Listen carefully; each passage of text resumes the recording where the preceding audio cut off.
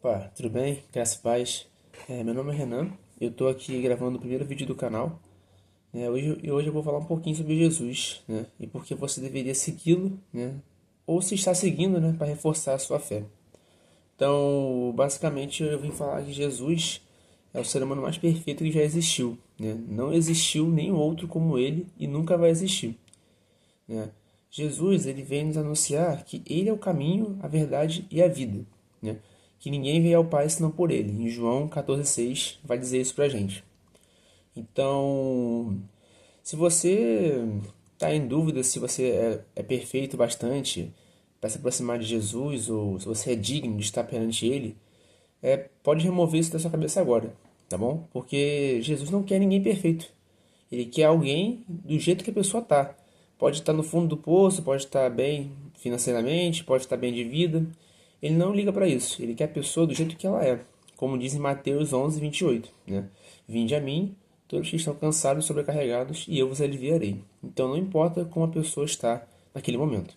Jesus te quer da forma que você é ou está. Então, também vim falar também que somente Jesus é o caminho, né? Como eu já disse antes. Nenhuma outra religião pode te entregar o que o cristianismo promete, né? Enquanto Jesus diz que ele é a salvação, somente você pode ir ao Pai por ele, outras religiões vão falar que você só pode ser salvo por meio de você mesmo, né? Por meio de obras, por meio de caridade, né? Por meio de esforço próprio. Você só pode ser salvo por obras, o que outras religiões anunciam. Enquanto Jesus, né, diz que Deus, ele dá tudo de graça pra gente, né? A salvação por meio de Jesus Cristo é de graça, né? Não por obras, para que ninguém se vanglorie, como Paulo diz lá em Efésios. Então, não acha que porque você é bonzinho ou você vive bem, tem uma vida bem-sucedida, que você vai ser salvo. Nada disso. Jesus diz que você só vai ser salvo por meio da fé nele e no Pai. Nada mais além disso, né? As obras boas que Jesus fala na, na Bíblia é apenas consequência da sua fé nele. Ou seja, você vai demonstrar sua fé nele por meio de obras. E não será salvo por meio de obras.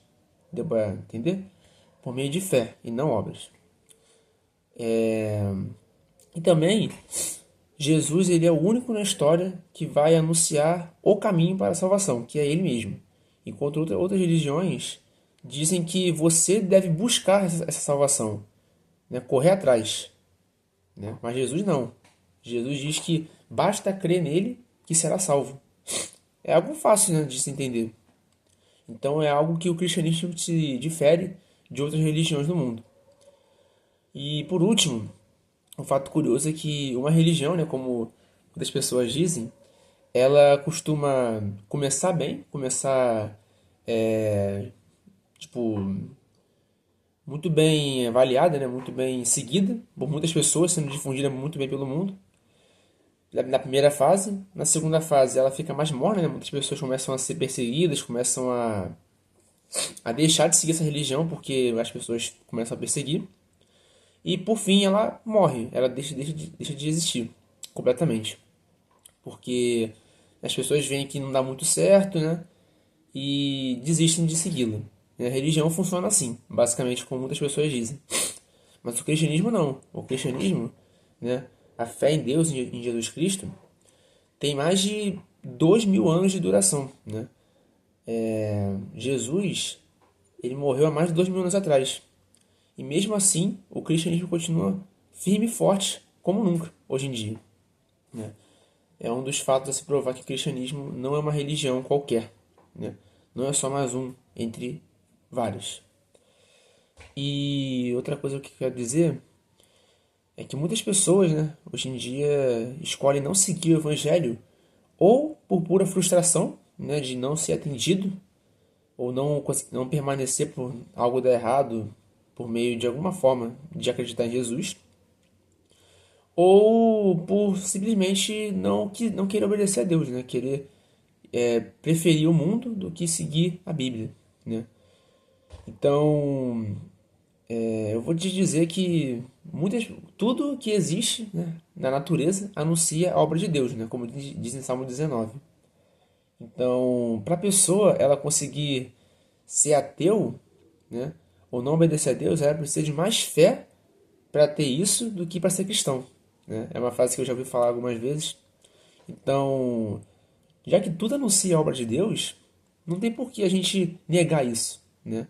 A natureza em si anuncia a obra de Deus. Tudo que nós vemos por aí proclama, né? E anuncia o que Deus fez por nós, né? Então não tem por que a gente negar a realidade, né? A não ser por pura frustração ou por pura negligência, né? De preferir o mundo ao invés de Jesus. Outra coisa também, é muito pior você ser um cristão morno do que você não ser cristão, né? Porque as pessoas que não são cristãs, elas não conheceram, né? Não experienciaram a obra de Jesus na vida delas ainda. Então elas não acreditam, né? Mas elas têm motivo para isso, digamos assim, né? Porque elas não quiseram, né, experimentar isso ainda, né? Ok, isso é errado? É errado. Mas é muito pior você ter vivido, né, experienciado um milagre, ter ouvido Jesus na sua vida, ter visto ele na sua vida, e mesmo assim você escolher não obedecer ele, né, e sim obedecer ao mundo, né? Você é um cristão morno, digamos assim.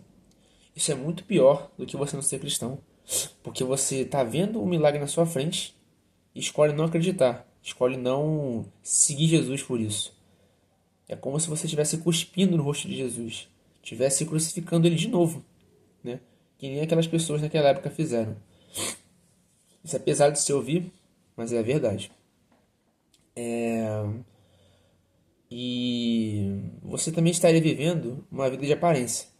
Ou seja, muitas pessoas, né, quase a maioria, né, dos cristãos hoje em dia que se dizem cristãos, somente acham que ir à igreja, ler a Bíblia, né, e viver, né, de rituais e tradições vazias vai trazer a salvação para eles, né?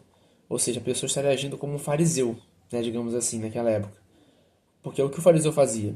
Ele orava em praças públicas, ele adorava a Deus em público, ele fazia dízimo em público, tudo para as pessoas que estão em volta deles verem aquilo e pensarem: pô, eles são muito tementes a Deus, eles vão ser salvos porque eles adoram a Deus e, e obedecem, né? Digamos assim.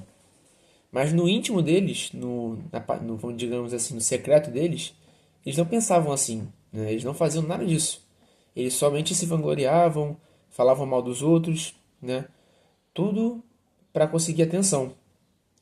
E Jesus, né, como dizem em 1 João 2,4, Deus ele quer relacionamento no íntimo. Ele não quer que a gente viva de aparências ou mostre para outras pessoas somente por fora que nós adoramos e seguimos ele. Ele quer relacionamento no secreto, né? Jesus vai dizer: quando for orar ou falar com seu pai, vá para o seu quarto, feche a porta e fale com seu pai no secreto, que no público ele vai te recompensar. Então, nós não devemos viver só de aparências, né, de tradições e rituais vazios para sermos salvos. Perdão. Jesus, ele quer relacionamento no íntimo, no secreto. Entende? Porque em Salmos 19 também, né, vai dizer que a lei do Senhor é perfeita e refrigera a alma. Então, se nós seguimos o que o Senhor diz e a sua palavra, nós teremos paz interior, né? Ou como diz Paulo, a paz que excede todo entendimento, né? Somente em Jesus poderemos encontrar ela. E por último, para acabar esse vídeo, eu quero dizer que muitos apóstolos, né, e profetas que nós vemos na Bíblia, eles morreram, né, acreditando até o fim que Jesus é o caminho, né? Eles morreram por sua fé. Eles tiveram que ouvir aquelas pessoas até o último momento de vida mandarem eles negarem Jesus, mandarem eles negarem Deus que eles iam viver. Aí você pensa: poxa, se o cristianismo fosse realmente falso, não fosse verdadeiro, essas pessoas podiam muito bem negar a fé e viverem, serem salvos, né, estarem vivendo bem, né? não tendo que morrer daquela forma. Mas para você ver como Jesus é maravilhoso, né? Que o cristianismo realmente é a verdade. As pessoas, mesmo vendo que iriam morrer da pior forma possível, elas escolheram morrer. Elas escolheram não negar a fé e acreditar em Deus até o fim. Então, né, como temos o exemplo de Isaías. Isaías foi, se não me engano, foi cerrado ao meio, né, por ser profeta e por profetizar a verdade para as outras pessoas que não quiseram ouvir, então o mataram para calar ele, né? E temos vários exemplos, né? Como o exemplo de Paulo, né? Que seria, se não o maior, um dos maiores apóstolos da humanidade. Paulo, ele fala, né, lá em Gálatas que ele foi apedrejado, espancado, surrado, né? Mas mesmo assim, isso que aconteceu com ele só deu mais vontade ainda dele pregar o evangelho, né? Muitas pessoas, depois de sofrer isso, né, iam pensar o quê? Poxa, acho que eu estou no caminho errado, acho que não é uma boa ideia eu fazer isso, já que eu estou sendo humilhado, espancado, né? Isso eu acho que vou parar com isso, não é para mim. Mas Paulo não, Paulo ele ficava feliz quando isso acontecia com ele, porque ele via que aquilo que ele estava fazendo era a verdade, né? Porque o mundo, ele detesta a verdade, né? O mundo, ele despreza Jesus. Mas aquele que fala de Jesus será, né, sofrerá aflições. E não só Paulo, como Pedro, João, Tiago, quando lá em Atos, né, quando eles também eram espancados, eram açoitados, eles também ficavam felizes de receber isso em nome de Jesus, né? Então, será que eu termino esse vídeo dizendo que será que nós faremos o mesmo? Será que nós teríamos essa coragem de sofrer pelo nome de Jesus, né? Lá em João 1,12 vai dizer que, deixa eu ler aqui, mas a todos quanto o receberam, deu-lhes o poder de serem feitos filhos de Deus, em nome de Jesus Cristo. Então, nós devemos ser filhos de Deus, como os apóstolos e os discípulos de Jesus foram, e muitas outras pessoas pelo mundo também são. Então é isso que eu quero dizer nesse vídeo hoje, e te convido hoje mesmo a ser filho de Deus, tá bom? Espero que tenha gostado, espero que eu tenha mexido com você de alguma forma, né? E que Deus te abençoe e você tenha um ótimo dia. Até.